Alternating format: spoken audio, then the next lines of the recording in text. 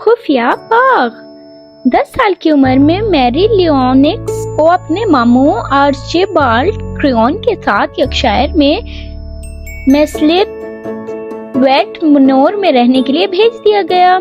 اس وقت تک وہ اپنے والدین کے ساتھ ہندوستان میں رہ چکی تھی، لیکن شاید ہی انہیں کبھی دیکھا ہو۔ مریم کی پرورش نوکر نے کی تھی جو اس کے تمام مطالبات پر دھیان دیتے تھے۔ اس نے ایک بد مزاج ناراض لڑکی میں اسے بدل دیا تھا جسے کسی کی پرواہ نہ تھی۔ مسلسل بیماری کی وجہ سے وہ پتلی اور پیلی دکھنے لگی تھی اور بہت بدصورت ہو چکی تھی۔ منور پہنچنے پر مریم اپنے چچا مسٹر کریون سے نہیں بلکہ گھر کی ملازمہ مسز میڈلاک سے ملی۔